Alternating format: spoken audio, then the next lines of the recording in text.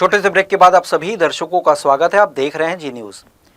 बिलासपुर जिले के तोरवा थाना क्षेत्र से पार्टनरशिप के नाम पर की गई बड़ी आर्थिक धोखाधड़ी का मामला सामने आया है।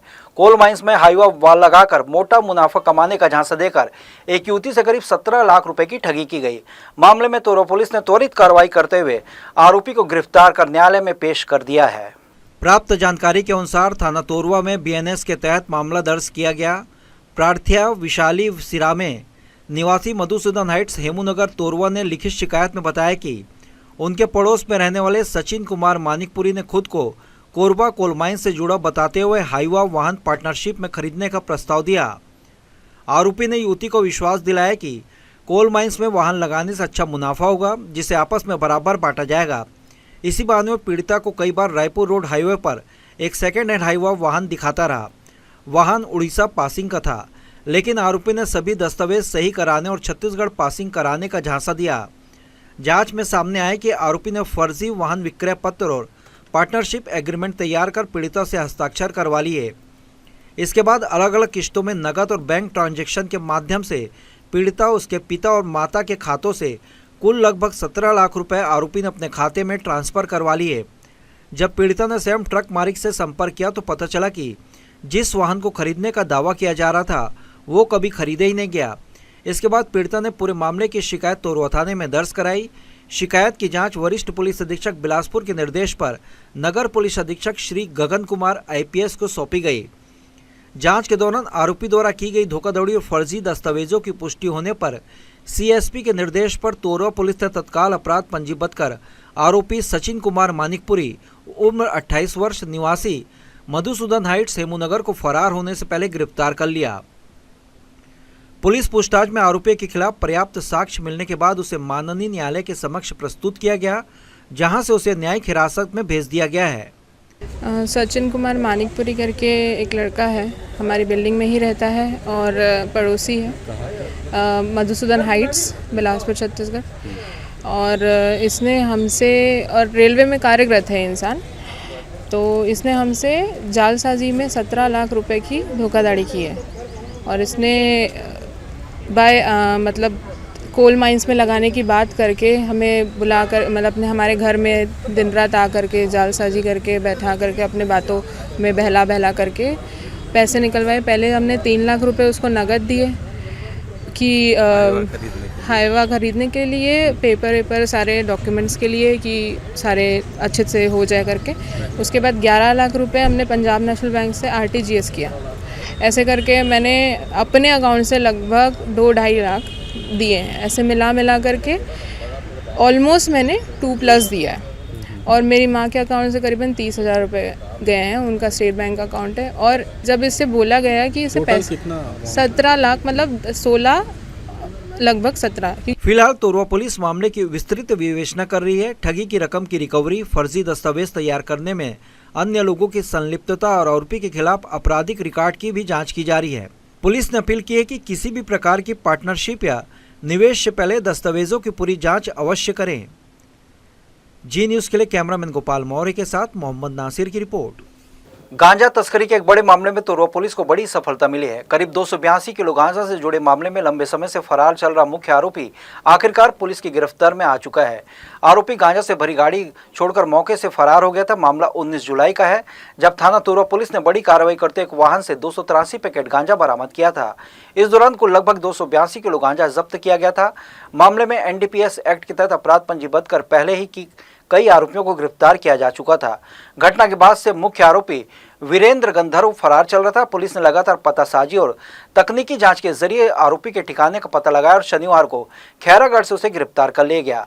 गिरफ्तारी के बाद आरोपी को तोरवा थाना लाया गया। थाना प्रभारी अभय कुमार बैस ने बताया कि आरोपी को न्यायालय में पेश किया जा रहा है और गांजा तस्करी से जुड़े अन्य आरोपियों नेटवर्क की भी जाँच जारी है। पुलिस ने साफ किया कि नशे के अवैध कारोबार में शामिल किसी भी व्यक्ति को बख्शा नहीं जाएगा। ये 19/7/2025 को थाना तोरवा में 283 पैकेट गांजा जब्त किया गया था, जिस पर अपराध क्रमांक 309/25 धारा 20B एनडीपीएस का अपराध पंजीबद्ध कर विवेचना की जा रही थी। विवेचना में एक आरोपी वीरेंद्र गंधर्व, जो घटना के बाद से ही फरार था, जिसका लगातार पतासाजी की जा रही थी। आज दिनांक को वीरेंद्र गंधर्व को खैरागढ़ से गिरफ्तार करके लाया गया, जिसे न्यायिक रिमांड में भेजा जा रहा है। बिलासपुर रेल मंडल में वन्य प्राणी और रेल परिचालन के बीच टकराव का एक और मामला सामने आया है। बिलासपुर कटनी रेल सेक्शन पर ट्रेन की चपेट में आने से एक तेंदुए की मौके पर ही मौत हो गई, जिससे इलाके में हड़कंप मच गया। यह हादसा शुक्रवार सुबह अनूपपुर और जेतहरी रेलवे स्टेशन के बीच बेलिया रेलवे क्रॉसिंग के पास हुआ।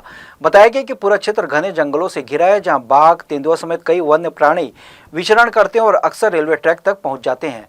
रेलवे अधिकारी के अनुसार मालगाड़ी के सामने अचानक तेंदुआ आ जाने से चालक को ब्रेक लगाने का समय नहीं मिल सका। टक्कर इतनी तेज थी कि तेंदुए के मौके पर ही मौत हो गई, जबकि इंजन का अगला हिस्सा भी क्षतिग्रस्त हो गया। हादसे के बाद मालगाड़ी करीब 45 मिनट तक ट्रैक पर खड़ी रही। घटना की सूचना मिलते वन विभाग की टीम मौके पर पहुंची, पंचनामा कार्रवाई की गई। तेंदुए के पोस्टमार्टम के लिए बांधवगढ़ से विशेषज्ञ बुलाए गए। स्थानीय लोगों का कहना है कि ट्रैक के किनारे बाउंड्री वॉल या सुरक्षा इंतजाम नहीं होने से इस तरह की घटनाएं लगातार हो रही है, जिससे वन्य प्राणी संरक्षण पर गंभीर सवाल खड़े हो रहे हैं। प्रदेश में ठंड ने अपना तेवर दिखाना शुरू कर दिया है। दिसंबर के अंतिम दिनों में ही मौसम जनवरी जैसा महसूस होने लगा है। सुबह शाम की ठंड ने लोगों को अलाव और गर्म कपड़ों का सहारा लेने पर मजबूर कर दिया है। मौसम विभाग के अनुसार आने वाले 2 दिनों में न्यूनतम तापमान में 1 से 2 डिग्री सेल्सियस तक और गिरावट हो सकती है, जिससे सर्दी तीखी होगी। हालांकि प्रदेश में मौसम शुष्क बना हुआ है, लेकिन ठंडी हवाओं के कारण ठिठुरन बढ़ती जा रही है। दुर्ग संभाग के 1-2 इलाकों में शीतलहर दर्ज की गई है।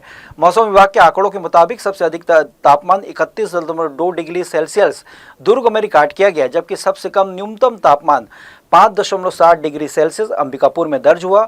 मौसम विभाग ने साफ किया है कि फिलहाल ठंड से राहत मिलने की कोई संभावना नहीं है। प्रदेश के कुछ हिस्सों में शीतलहर चलने की चेतावनी जारी की गई है। राजधानी रायपुर, बिलासपुर और आसपास के इलाकों में सुबह के समय धुंध और हल्के कोहरे की संभावनाएं जताई गई हैं, जिससे दृश्यता प्रभावित हो सकती है।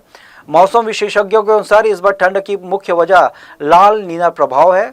पश्चिमी विक्षोभ कमजोर रहने के कारण ठंड से राहत नहीं मिल पा रही है। प्रशांत महासागर में समुद्री सतह का तापमान सामान्य से कम होने का असर वैश्विक मौसम पर पड़ रहा है। मौसम विभाग ने लोगों को ठंड से बचाव, विशेषकर बुजुर्गों और बच्चों के लिए अतिरिक्त सावधानी बरतने की सलाह दी है। बिलासपुर से करीब 10 किलोमीटर दूर स्थित कानन पिंडारी जूलॉजिकल पार्क में नववर्ष को लेकर विशेष तैयारियां शुरू कर दी गई हैं। क्रिसमस की छुट्टी के दिन जू में सैलानियों की भारी भीड़ उमड़ी, जिसने प्रबंधन को आने वाले 31 और न्यू ईयर को लेकर उत्साहित कर दिया।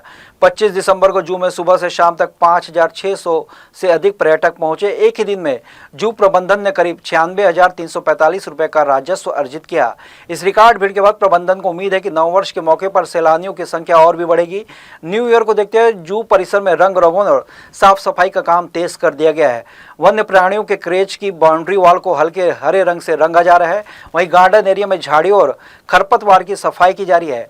पर्यटकों की सुविधा के लिए अंदरूनी सड़कों के गड्ढों को मुरुम से भरा जा रहा है। क्रिसमस के दिन पहुंचे सैलानियों ने व्हाइट टाइगर, शेर, तेंदुआ, भालू और चीतल, सांभर, नीलगाय जैसे शाकाहारी वन्य प्राणियों को देखकर खासा आनंद लिया। जू प्रबंधन बैटरी कारों की मरम्मत भी करा रहे ताकि बुजुर्गों और बच्चों को आसानी हो। शीतकालीन छुट्टी और नववर्ष को देखते हुए प्रबंधन को इस बार रिकॉर्ड संख्या में पर्यटकों के आने की उम्मीद है। नैदानी राज्य स्तरीय कराते प्रतियोगिता का आयोजन डीपी विप्र महाविद्यालय में किया जा रहा है। 2 दिवसीय प्रतियोगिता राज्य स्तर की है, जिसमें छत्तीसगढ़ के विभिन्न जिलों से आए लगभग 400 खिलाड़ी हिस्सा ले रहे हैं। प्रतियोगिता का आयोजन अलग अलग आयु एवं भार वर्गों में किया जा रहा है, ताकि खिलाड़ियों को समान अवसर मिल सके और निष्पक्ष मुकाबले संपन्न कराए जा सके। आयोजकों का कहना है कि इस प्रतियोगिता का मुख्य उद्देश्य कराते खिलाड़ियों को एक सशक्त मंच प्रदान करना है, जिससे वे अपनी प्रतिभा का प्रदर्शन कर सके, भविष्य की बड़ी प्रतियोगिताओं के लिए स्वयं को तैयार कर सके। प्रतियोगिता के सफल संचालन के लिए रेफरी एवं निर्णायकों की विशेष टीम नियुक्त की गई है, ताकि मुकाबले में पूरी पारदर्शिता और खेल भावना के साथ कराया जा सके। प्रतियोगिता में भाग ले रहे खिलाड़ियों में खासा उत्साह देखने को मिल रहा है। प्रतिभागियों का मानना है कि इस तरह की राज्य स्तरीय प्रतियोगिता न केवल अनुभव बढ़ाती है, बल्कि खेल में तकनीकी सुधार और आत्मविश्वास भी प्रदान करती है। आयोजकों ने बताया कि समय समय पर इस प्रकार की प्रतियोगिता के आयोजन से कराते जैसे खेलों को बढ़ावा मिलता है और नई प्रतिभाओं को आगे आने का अवसर मिलता है।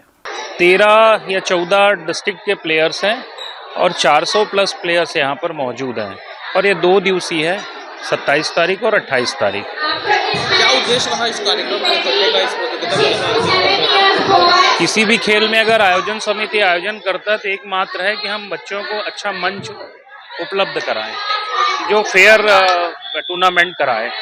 ऑफिशियल्स को एकदम इंस्ट्रक्शन है, ऑफिशियल्स रेफरीज लोगों को, कि जो बच्चा आया है वो हमारे परिवार का बच्चा है, किसी के साथ कोई पार्शलिटी ना हो, उसको एक अच्छा मंच मिले, अच्छा माहौल मिले ताकि आने वाले बड़े टूर्नामेंट के लिए वो तैयार हो सके। गांधी चौक मिनी स्टेडियम गांधी चौक में दिव्यांगजन व्हीलचेयर क्रिकेट प्रतियोगिता का भव्य आयोजन सफलतापूर्वक संपन्न हुआ। यह प्रतियोगिता दिव्यांगजनों की प्रतिभा, आत्मविश्वास और खेल भावना को समर्पित रही। कार्यक्रम के मुख्य अतिथि माननीय महापौर पूजा विधानी रही। उन्होंने खिलाड़ियों को उत्साहवर्धन करते हुए कहा कि दिव्यांगजनों द्वारा व्हीलचेयर में क्रिकेट खेलना एक नई और प्रेरणादायक शुरुआत है। ऐसे आयोजन समाज में सकारात्मक सोच और समान अवसर का संदेश देते हैं, जो निश्चित रूप से गौरव की बात है। महापौर पूजा विधानी ने प्रतियोगिता में भाग लेने वाले सभी खिलाड़ियों की सराहना करते हुए कहा कि इन खिलाड़ियों ने सिद्ध कर दिया कि दृढ़ संकल्प और हौसले के आगे कोई भी बाधा बड़ी नहीं होती। उन्होंने समाज कल्याण विभाग के अधिकारियों और कर्मचारियों को भी इस तरह के आयोजन कराने के लिए बधाई दी और भविष्य में भी ऐसे कार्यक्रम निरंतर आयोजित करने की आवश्यकता पर बल दिया। कार्यक्रम के दौरान खिलाड़ियों ने व्हीलचेयर पर रहते हुए बेहतरीन खेल कौशल का प्रदर्शन किया, जिसे देखने बड़ी संख्या में दर्शक मौजूद रहे। आयोजन ने दिव्यांगजनों के प्रति समाज की सोच को बदलने और उन्हें मुख्य धारा से जोड़ने की दिशा में एक मजबूत पहल की। प्रतियोगिता के समापन पर सभी प्रतिभागियों को सम्मानित भी किया गया। ख्वाजा साहब की याद में आयोजित उर्स के पाक मौके पर ख्वाजा साहब की छठी के अवसर पर तोरवा क्षेत्र में आम लंगर का भव्य आयोजन किया गया। यह आयोजन बिस्मिल्लाह कमेटी के तत्वाधान में संपन्न हुआ, जिसमें क्षेत्र के सभी वर्गों के लोगों ने बढ़ चढ़कर सहभागिता निभाई। आयोजन का उद्देश्य आपसी भाईचारे, सौहार्द और मानवता का संदेश फैलाना है। आम लंगर में शामिल होने के लिए सुबह से ही श्रद्धालु और स्थानीय नागरिक भी भीड़ उमड़ पड़ी। कमेटी के सदस्यों ने पूरे समर्पण के साथ व्यवस्थाओं को संभाला और आने वाले हर व्यक्ति को प्रेम पूर्वक आम लंगर परोसा। आयोजन स्थल पर अनुशासन, स्वच्छता और सेवा भाव की झलक साफ दिखाई दी। कमेटी के पदाधिकारियों ने बताया कि हर वर्ष उर्स के अवसर पर इस तरह के आम लंगर का आयोजन किया जाता है ताकि समाज में एकता, सद्भाव को संदेश जाए। इस मौके पर उपस्थित लोगों ने प्रदेश में अमन, चैन, खुशहाली और भाईचारे के लिए दुआ मांगी। आम लंगर के दौरान विभिन्न सामाजिक कार्यकर्ताओं, युवाओं और बुजुर्गों की सक्रिय भागीदारी रही। आयोजन ने संदेश दिया कि उर्स केवल धार्मिक अनुष्ठान नहीं बल्कि समाज को जोड़ने का सशक्त माध्यम भी है। ये 814 साल का ख्वाजा साहब का छठी है। उर्स के मौके पर छठी हो रहा है। हम लोग पिछले 8 साल से लंगर कर रहे हैं। सब यहाँ जितने लोग आते हैं सबको हम लोग लंगर खिलाते हैं। ख्वाजा साहब का करम है।